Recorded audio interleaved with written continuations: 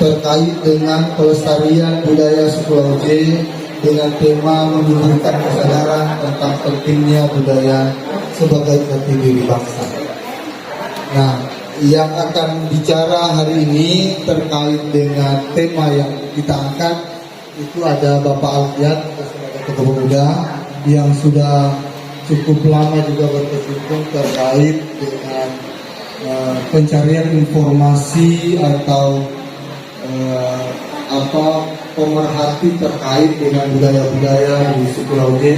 Pak Alfian ini juga setahu saya juga sudah pernah berkunjung langsung, karena Laude ini tidak hanya di Pinombo dan Palasa, juga ada di Pantai Barat.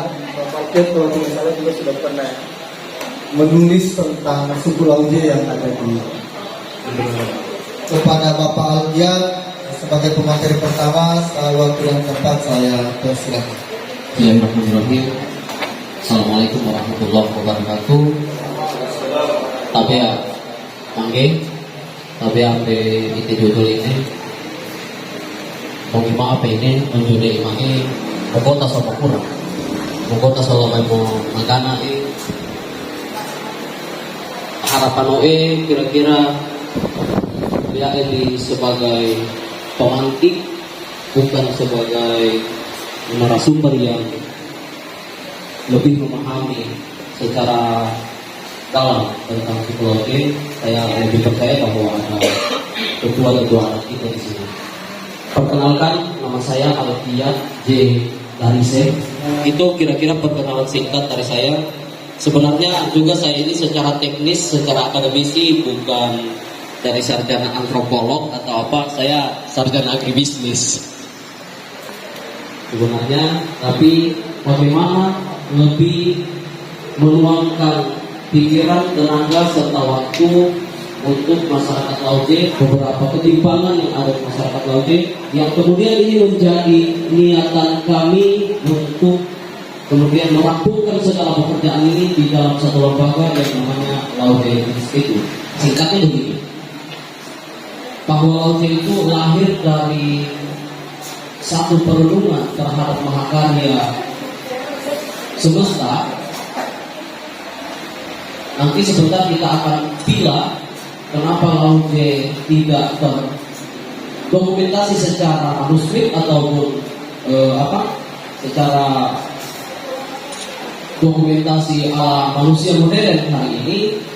Itu karena memang sistem adatnya adalah kolonial, bukan kerajaan.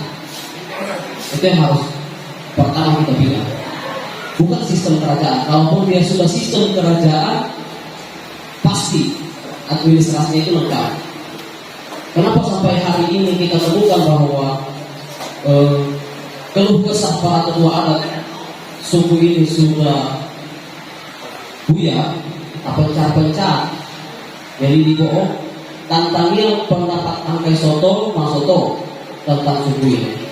Lama itu aturannya, lama itu struktur adatnya, bahkan sampai di momentum-momentum pelaksanaan pesta adat Tanzania.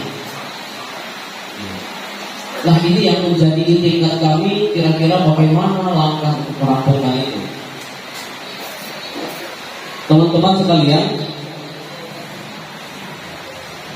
dalam lingkup Negara Kesatuan Republik Indonesia, menurut kami Laude ini mesti diangkat ke permukaan, sebab hari ini juga gaung tentang teman-teman Aliansi Masyarakat Adat Nusantara itu bagaimana merangkai kembali Bhinneka Tunggal Ika melalui adat istiadat. Itu yang coba kami afiliasikan dengan teman-teman di AMAN. Hari ini kalau kita bicara tentang Negara Kesatuan Republik Indonesia, menurutku tidak sah, tidak afdal ketika kita tidak berbicara tentang kebudayaan. Alangkah tidak lengkap ketika berbicara tentang Negara Kesatuan Republik Indonesia. Kita hanya berbicara tentang bagaimana dinamika politik dan hukum yang coba hari ini saya perhatikan lebih banyak aktivis-aktivis di Sulawesi Tengah ganggu ke soal-soal politik, lebih gandrung ke isu-isu tentang hukum, lebih gandrung ke isu-isu tentang agama. Nah, maka kami berpendapat bahwa tidak lengkap berbicara tentang Negara Kesatuan Republik Indonesia ketika kita tidak bicara soal kebudayaan. Kenapa? Negara ini dibangun dengan asas Bhinneka Tunggal Ika. Kira-kira itu paham kami tentang bagaimana penting untuk mengangkat ini, Laujo.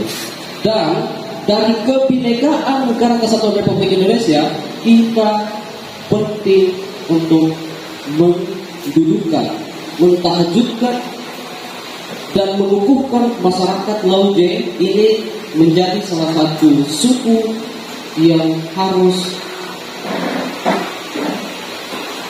terangkat ke permukaan.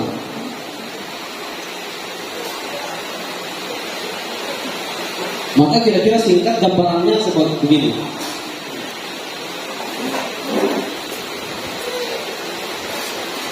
Kalau saya menyimpulkan pikiran kami seperti ini, Lauje dari alam penciptaan, alam semesta, ada masyarakat Lauje dan ada Bhinneka Tunggal Ika, lalu berbicara Pancasila dan muaranya di NKRI. Ini kemarin kira-kira kalau saya punya kesempatan tentang menyuarakan soal Masoro, paham saya juga begini, bahwa Masoro itu mengambil simbol-simbol dari alam dari hulu sampai hilir.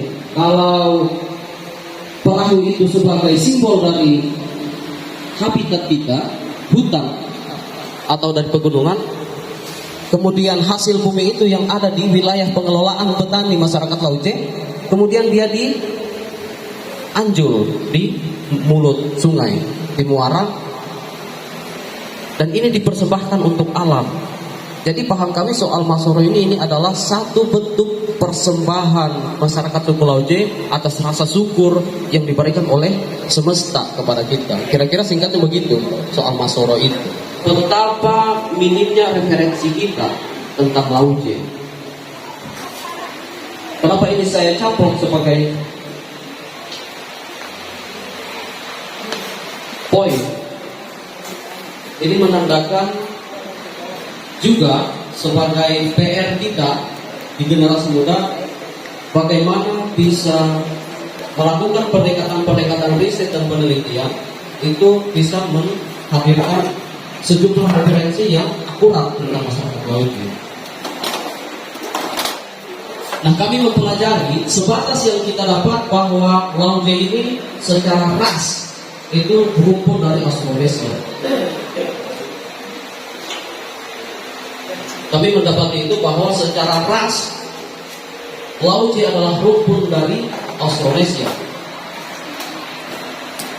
Kemudian secara etnis sampai hari ini belum ada yang mampu mengejawantahkan bahwa Lauje masuk dalam etnis Tomini. Belum ada hasil penelitian yang mampu mengejawantahkan itu. Mudah-mudahan hari ini ada sejumlah pikiran, beberapa poin pikiran yang bisa mengejawantahkan ini akan kita ambil sebagai pendekatan yang lebih sifatnya kultural. Kenapa dari etnis Tomini ini secara penelitian dari juga ini sumber saya dapat dari Dr. Prof. Danieli, bahwa etnis Tomini itu ada 3, Lauje, Tialo, dan Dondo. Saya kembali bertanya kenapa Tajio tidak masuk? Ya karena Tajio ini adalah suku yang transisi katanya antara suku Lauje dengan Kaini. Maka jangan heran dialek Tajio itu Lauje campur Kaini dialeknya.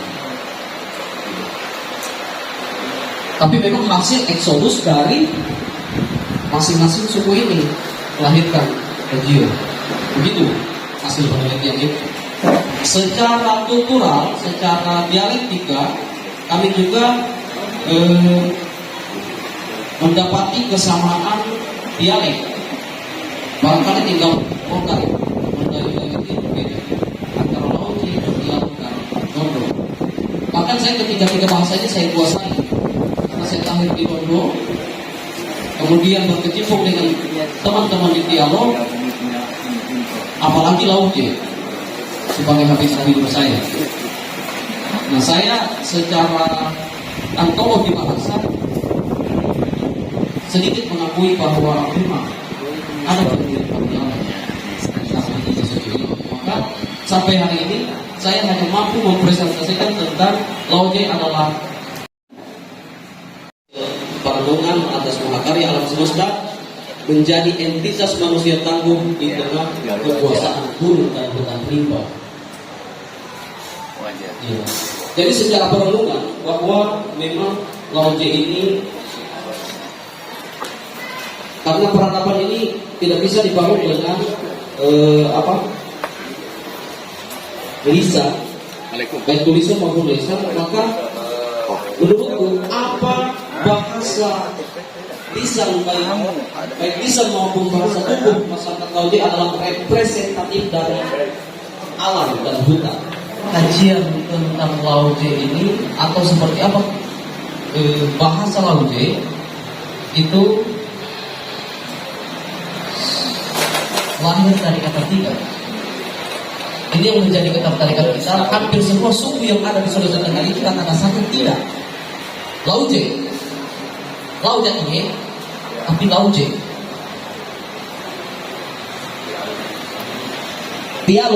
Tialomo tidak ada. Daat Kaili Ledo dia. Apa TPR itu? Tidak. Nah, ini yang menjadi juga menurutku ini mesti dilakukan penelitian ataupun kajian. Mungkin dengan pendekatan ini kita bisa menemukan jati diri Laoji. Pendekatan ilmiah berarti memang ada sebelum zaman mengenal tulisan. Iya. Mudah-mudahan ini sebentar juga dapat beberapa penjelasan dari tetua-tetua kita. Selanjutnya, satu fakta juga bahwa Laoji ini satu dari 5 suku terasing yang berdiami di Sulawesi Tengah. Ini menurut pendapat para ahli. Kemudian hidup di zaman megalitikum. Asumsi kalau memang Pulau Iradu itu ada tulisan bahwa memang sudah hidup di zaman megalitikum. Itu asumsi sementara. Mudah-mudahan ini sebentar terbantahkan dan menjadi bahan kita di Laoji Institute. Sistem pemerintahannya itu bersifat kolonial, lebih ke kerabatan, bukan kerajaan. Ini yang kita ulang bahwa kenapa Laoji ini kekurangan referensi secara manuskrip, pendokumentasian, karena memang sistem adat ini, budaya Laoji ini dibangun dengan sistem pemerintahan kolonial, bukan kerajaan. Maka jangan heran misalnya kerajaan yang ada di Luwuk itu lengkap manuskripnya, dokumen-dokumennya lengkap, karena memang kalau sudah sistem pemerintahan di kerajaan ya administrasinya pasti ada. Tapi Olomian memang Laoji dasarnya hanya mengatur bagaimana pola hidup yang santun, bagaimana pola hidup yang harus tahu berterima kasih kepada alam, tidak memperhatikan hal-hal yang seperti administrasi tadi itu. Kemudian ini juga satu fakta bahwa Laoji ada sebelum agama Samawi ada. Ini sudah jelas. Sebelum agama Samawi ada, Laoji sudah ada.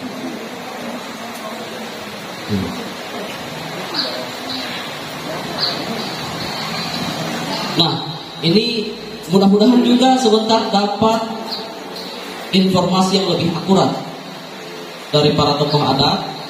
Secara asal usulnya, menurut hasil penelusuran kita, bahwa Laut ini berasal dari bagaimana ini taruh mau potong.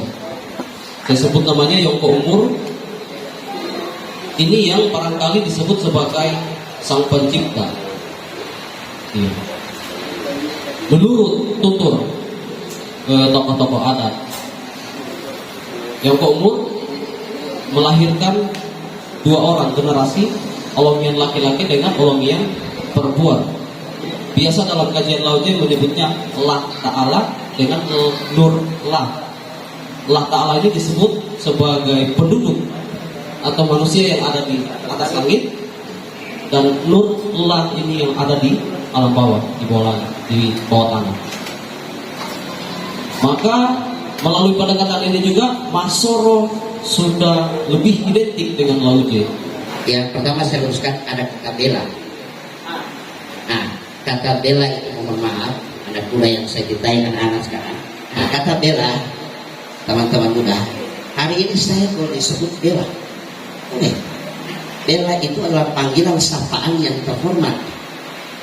Bela. Dan jangan diartikan bahwa itu konotasinya negatif. Ini sudah keliru. Dan saya sudah baca-baca itu. Kata bela di Google sudah. Jadi kata bela itu adalah pemberian sapaan. Saudara, bela itu artinya saudara. Nah, jadi itu Jadi teman-teman, bela itu saudara. Sehingga muncul istilah membela, bersaudara kita. Jadi bahasa bela itu. Kemudian ada penggunaan kata huyur. Kata huyur itu yang cocok bagi kita itu bukan V begini. Bukan V begini, saudara-saudara, karena ada kajian politik bahasa yang sumbernya bukunya ada sama saya. Itu dia BH. BH. Jadi saya lihat BH. Ya, BH. Tapi BH. Coba sambung dengan huruf U. Karena katanya di sini ada artikulasi yang cocok diteliti bahwa orang Laute itu tidak boleh. Ini orang Kaili. Nah, kita hanya dia lambangkan itu B dengan H. Satu hal yang perlu kita tegaskan, saya kemarin mohon maaf, tidak ikut dalam istilahnya Masoro. Ya, kalau boleh ini diperjuangkan apa namanya Laude Institute itu. Nah, hari ini saja berkobar semangatnya dari pemateri tadi bahwa sudah tidak mengundang orang bela. Hari ini Bapak itu tidak mengundang orang bela. Siapa yang salah di sini? Nah, coba ada orang bela di sini. Kalau kita mengkategorikan bahwa kata bela itu adalah suku terasing. Nah, ini motivasi saya supaya gelar bela itu kita banggakan. Bila perlu teman muda langsung bilang bela. Nah, kita apresiasi penuh. Saya tidak mengangkat siapa, tapi kita apresiasi. Bupati Parigimoto langsung enak mengatakan saya akan membuat bela negara. Nah, jadi silakan Bapak Ibu, saya langsung bilang, ini kata ini. Dan dia buktikan. Nah, ini, jadi ini kata bela kalau kita sepakat, ya. Kemudian yang kedua, Pak Darjat almarhum Al-Fatihah beliau, ya, yang kemarin sempat hadir katanya di sini. Dan untuk itu bikin upacaranya Pak Arja kalau dukung itu kita buat kalau pastinya secara ada, tetapi tetap diramping oleh pemerintah kecamatan. Jadi PR itu ini kalau beliau sangat alhamdulillah sebagai guru hanya memberikan gambaran, ya Pak, dan Pak teman saya dari Dewan didukung sepenuhnya apapun motivasi Bapak terhadap pelestarian suku Laude selagi masih berkuasa Pak. Jadi oleh karena itu tantangan untuk anak muda tahun 2020-2023 bahwa apapun nama forum yang dibentuk tercatat di dinas kabupaten paling kurang sama Bapak ini. Penyebutan bela ini sangat tinggi. Nah, inilah membuat orang memberi stigma seolah-olah itu adalah bela orang yang dari atas. Oh, yang tadi. Saya kira itu sebenarnya. Jadi karena stigmanya yang muncul ini karena pengetahuan kita yang lemah terhadap soal kebudayaan Lauje. Nah, menurut saya ini perlu membangun edukasi kepada anak-anak kita sejak dini. Mungkin dari tadi, apakah di SMA atau bahkan di bawahnya, ini sebuah proses yang harus dibangun komunikasi pendidikan pendidikan soal suku Lauje di tingkat bawah. Nah, maka saya sudah bicara juga dengan Pak Kabid bahwa kalau kedepannya sebenarnya menarik juga kalau kita akan bikin semacam ada sekolah rakyat atau sekolah alam di wilayah ini. Nah, sekolah alam bicara soal sekolah aja.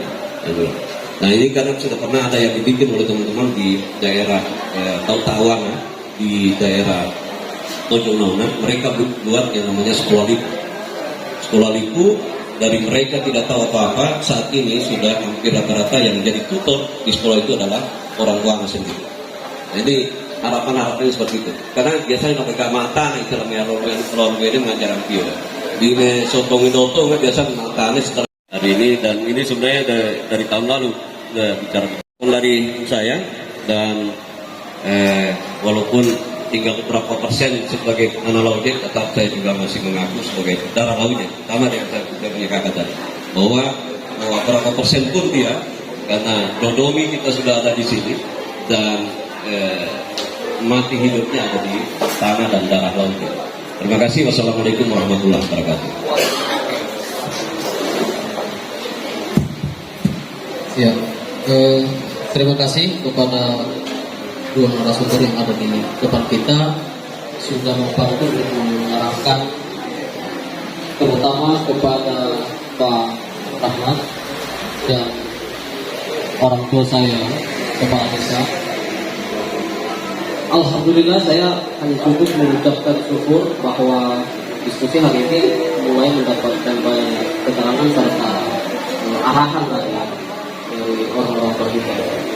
Nah, saya sebentar lebih menginginkan bagaimana Manggete ini surat pogombo ini surat Sababano Baba keterangan lamai Manggete ini umpamong itu, supaya ini bisa menjadi bahan kita bersama apa dan bagaimana aturan masyarakat laut ya, gauga aturannya itu kira-kira.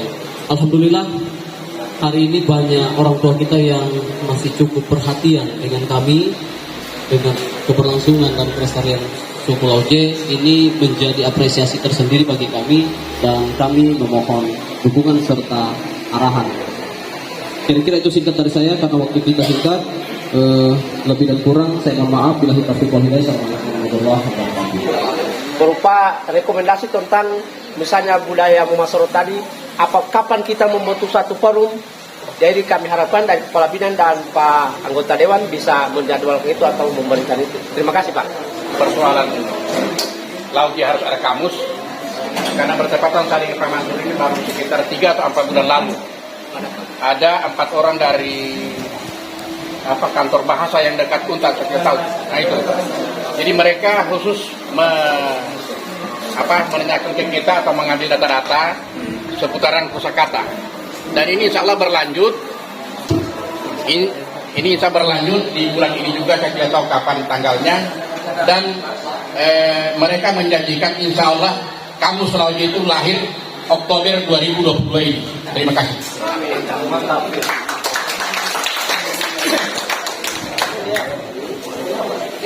Dengan budaya suku Lauke, insya Allah ini akan kami tindak lanjuti. Tidak sampai sini Bang, akan ada lanjutannya. Kami mendapatkan informasi. Nah, selanjutnya kami mohon barangkali bantuannya Bapak Ibu, karena di Facebook itu sudah ada. Saya akan berteman, kita jadikan media untuk berdiskusi. Saya juga sebagai kepala bidang nanti akan bergabung di situ.